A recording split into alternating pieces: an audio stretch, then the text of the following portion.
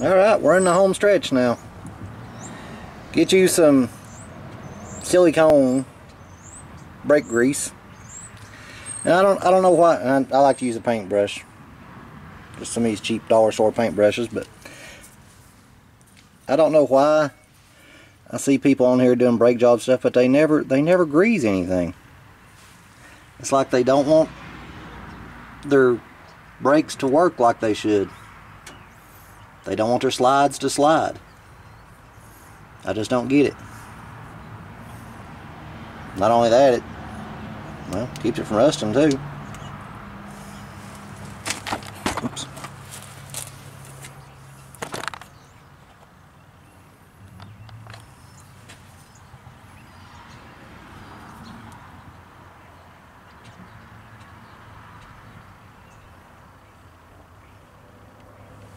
And even get on your brake pad. Not on the face of it, but like on these. See right there? That's where it slides inside the caliper. Well, let's make it slide a little easier. Yes, I am reusing my old brake pads because there's still a lot of life left in them.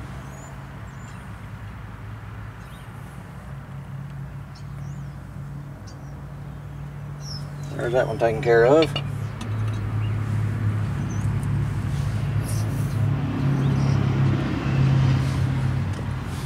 Same thing with this one.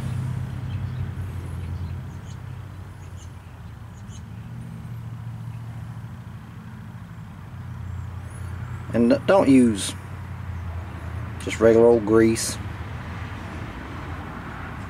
or KY jelly or anything like that.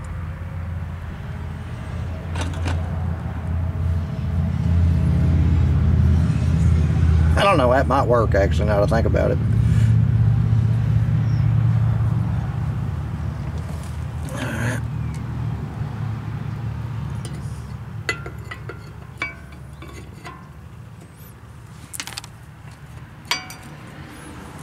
Okay, there's that one.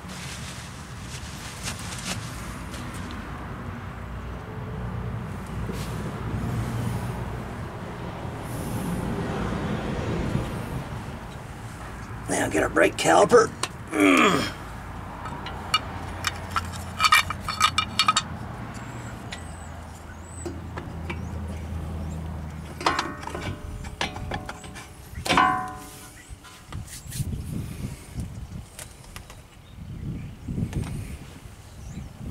And even this spring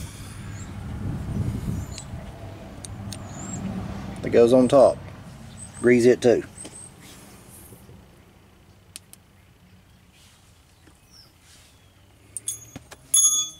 Or drop it like I did.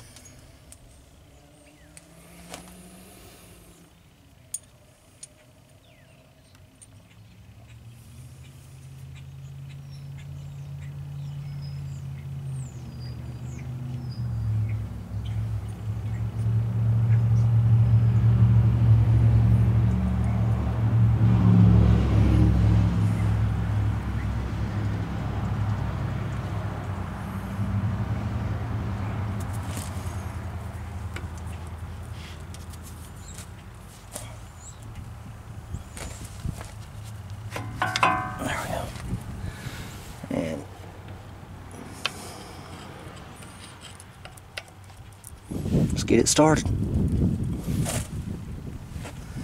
Then get your hammer and punch. Drive it on over. Well, you can start off just hammering it, but once you get so far, you'll have to use the punch.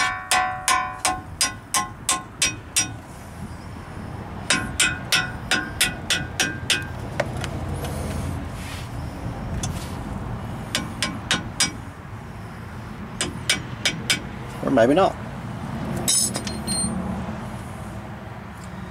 So what we got left to do now, yes, even put some grease on the bolt so it don't seize up in there.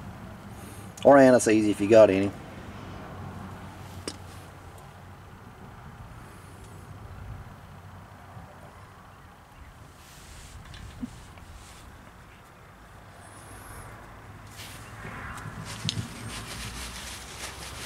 And yes, before I did all this, I wiped the caliper off.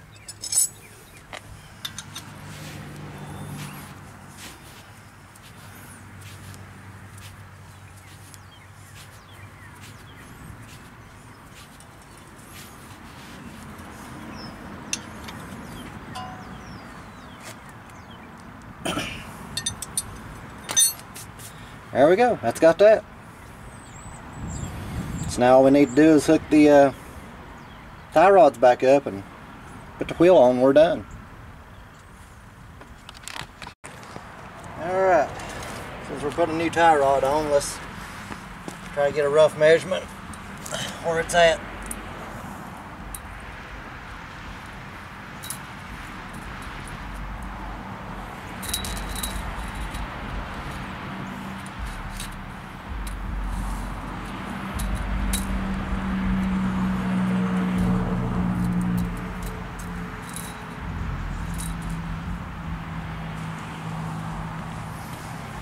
I'm gonna try to go center to center.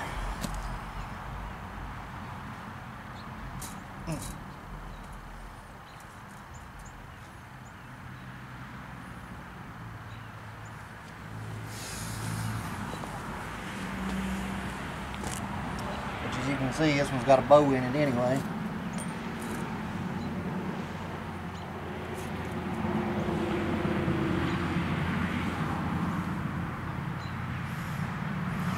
Looks like about 56 inches.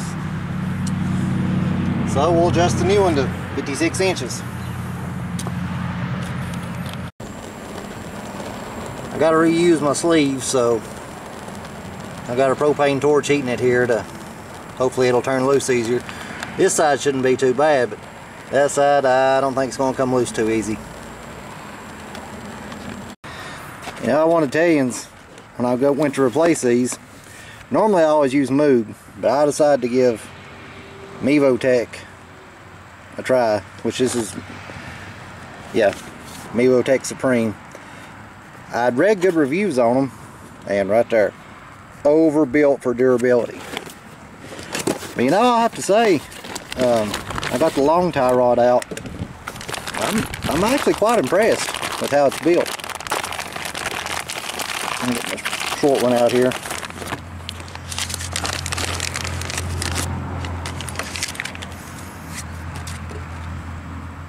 And they're,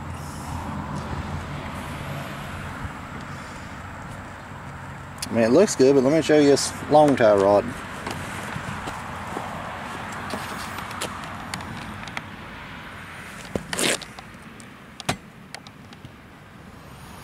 I mean, it looks really, really good.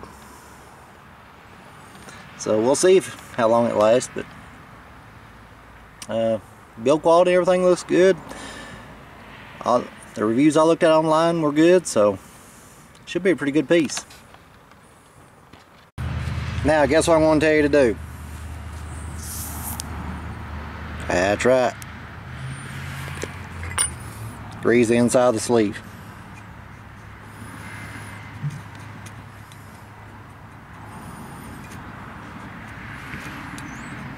Your alignment shop will thank you.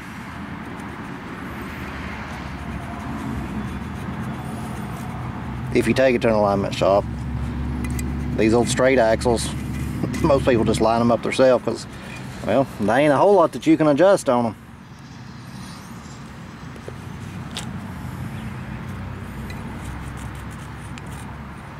I think you can adjust the camber, but you have to adjust the or change that bushing out on the top ball joint. Outside of that, you can adjust the toe end with the tie rod. That's pretty much it.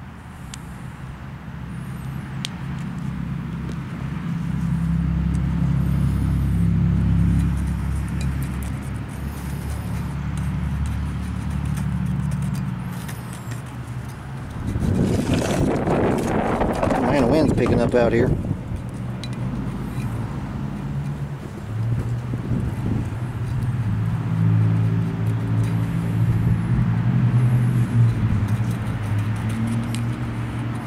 Now let's adjust this thing back to 56 inches.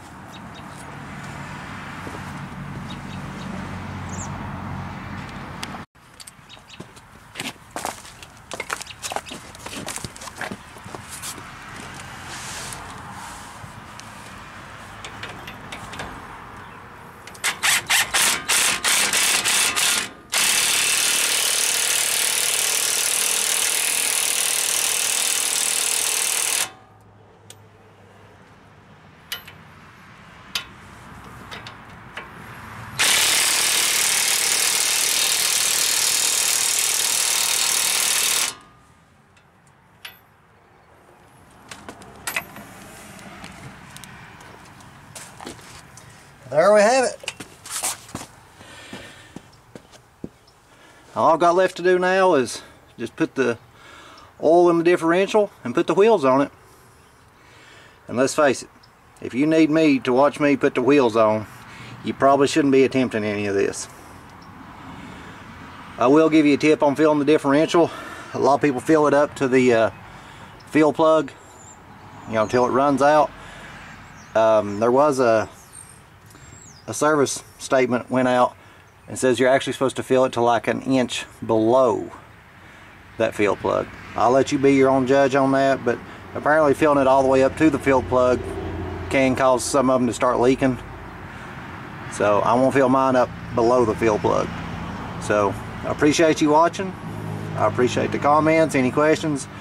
Be sure to like, subscribe, and I'll post some more here soon.